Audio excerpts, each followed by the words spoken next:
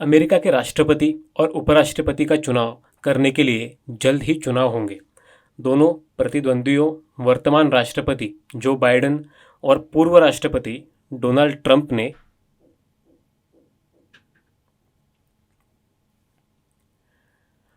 5 नवंबर 2024 को होने वाले चुनाव के लिए अपना अभियान शुरू कर दिया है। ट्रंप 13 जुलाई 2024 को बटलर, पेंसिल्वेनिया में एक अभियान रैली कर रहे थे।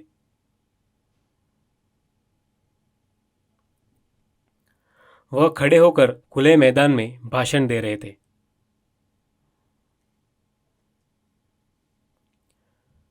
जब वह बोल रहे थे तो कई गोलियों की आवाज़ें सुनी जा सकती थी। हालांकि उन्होंने अपना भाषण जारी रखा। गोलियों की आवाज़ जारी रही और ट्रंप ने अपना दाहिना कान पकड़ लिया और उस पर खून देखा। एक गोली उनके कान के पार हो गई थी। यह देखकर ट्रंप दाहिनी ओर गिर पड़े और भीड़ खुद को बचाने के लिए नीचे बैठ गई। कथित तौर पर रैली में भीड़ में एक शूटर मौजूद था और पुलिस स्नाइपर ने उसे पीछे से गोली मार दी। शूटर गिर गया और स्टैंड से नीचे लुढ़क गया। दूसरे शूटर ने रैली से लगभग 430 फुट दूर एक इमारत की छत से ट्रंप पर गोलीबारी की।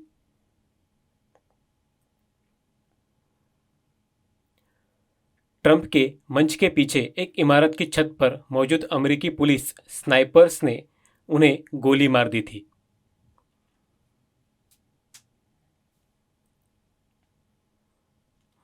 पुलिस और ट्रंप के अंगरक्षक तुरंत पहुंचे और उन्हें चारों तरफ से पूरी तरह से कवर कर लिया। वे ट्रंप को चारों तरफ से कवर करते हुए कार तक ले गए। कार में बैठने से पहले ट्रंप ने भीड़ की ओर अपनी मुट्ठी उठाई, क्योंकि उनके समर्थक लड़ो लड़ो के नारे लगा रहे थे। उन्होंने भीड़ की ओर अपनी मुट्ठी तान दी और फिर उसे अस्पताल ले जाया गया। कितनी चौंकाने वाली घटना है। इलाज के बाद ट्रंप की पार्टी की कैंपेन टीम ने घोषणा की,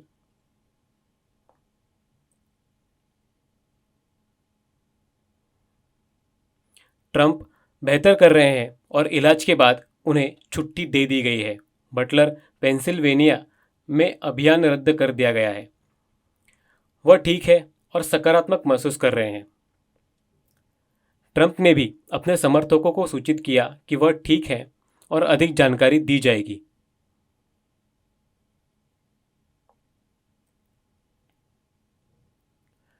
चौंका देने वाला। स्टैंड से गिरे शूटर को अस्पताल ले जाया गया और उसकी हालत गंभीर है।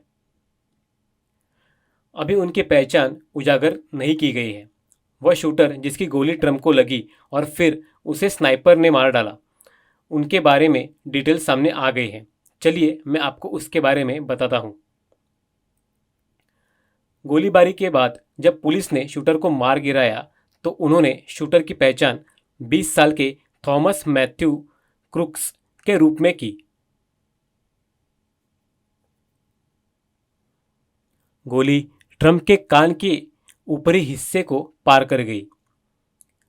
20 साल के युवा क्रुक्स ने ट्रंप पर गोली चलाने के लिए इस्तेमाल की गई AR-15 स्टाइल राइफल को कानूनी रूप से खरीदा था। क्रुक्स अपने माता पिता के साथ रहते हैं, जो लाइसेंस्ड बिहेवियरल केयर काउंसलर्स हैं।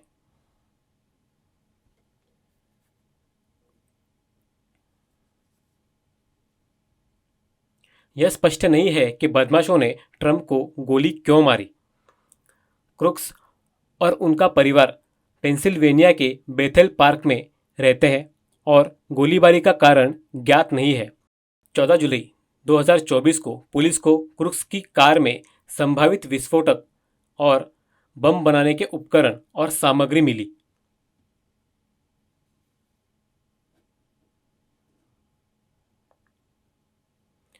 क्रुक्स के दोस्त उसकी हरकतों को समझ नहीं पाए।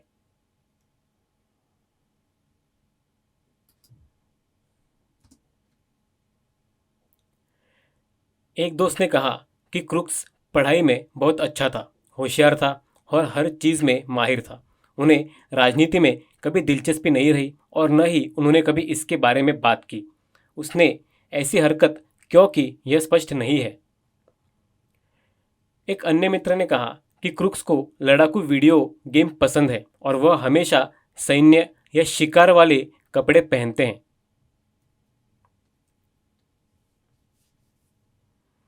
वह खुद को अकेला और बहिष्कृत मानता था, अपने साथियों से दूर रहता था और लंच अकेले खाता था।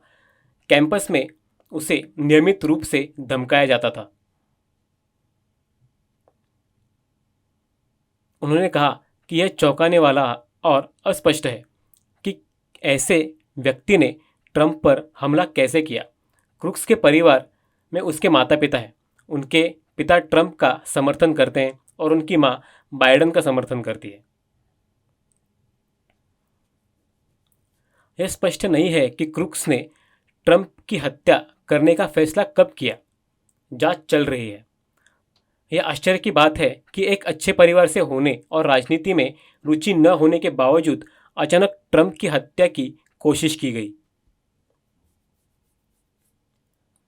बाद में राष्ट्रपति बाइडेन ने ट्रंप के खिलाफ हमले की आलोचना की।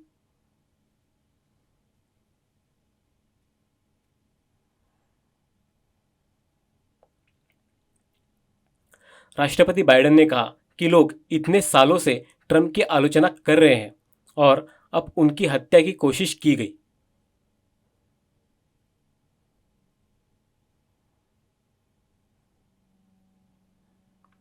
आश्चर्यजनक रूप से बाइडेन ने ट्रंप के खिलाफ किए गए सभी नकारात्मक पोस्ट्स को हटा दिया। 15 जुलाई 2024 को टेक्सास में आयोजित होने वाली बाइडेन की अभियान रैली को पुनर्निर्धारित किया गया है।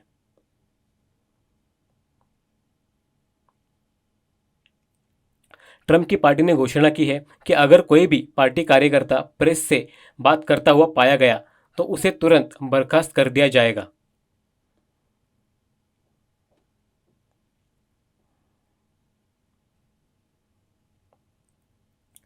तीन वरिष्ठ अमेरिकी वकील, अमेरिकी विशेष पुलिस, अमेरिकी FBI, bureau of alcohol, tobacco, firearms and explosives ATF सभी मिलकर घटना की जांच कर रहे हैं ताकि यह पता लगाया जा सके कि बदमाश किसी आतंकवादी समूह का हिस्सा है या उसने अकेले ही घटना को अंजाम दिया है।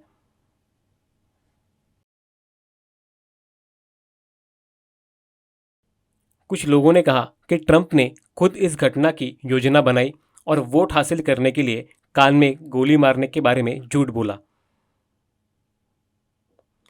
अन्य लोगों ने कमेंट की कि इस घटना की योजना ट्रंप के राजनीतिक प्रतिद्वंदियों द्वारा बनाई गई थी। लोगों के अलग अलग विचार थे। मिसौरी के राज्य सचिव ने कहा कि सुरक्षा विफलता जानबूझकर की गई थी और ट्रंप की सुरक्षा में कोई शामिल हो सकता है, और सवाल उठाया कि एक आदमी मंच से सिर्फ 420 फीट दूर छत तक कैसे पहुंच सकता है। एक यूज़र ने लिखा, कोई घबराहट नहीं, सुरक्षा के लिए घुटनों के बल रेंगना नहीं। आदमी खड़ा होता है, भीड़ का सामना करता है और चिल्लाता है, लड़ो। हमले के बावजूद योजना के मुताबिक 16 जुलाई 2024 को ट्रंप मिल्वॉकी में प्रचार करेंगे। वह आराम नहीं करेगा या घबराएगा नहीं। यह बहुत बढ़िया बात है। आप सब क्या सोचते हैं? क्या ट्रंप ने हमले की योजना बनाई थी या उनके प्रतिद्वंदियों ने उनकी हत्या करने की कोशिश की थी? हमें कमेंट्स में बताएं।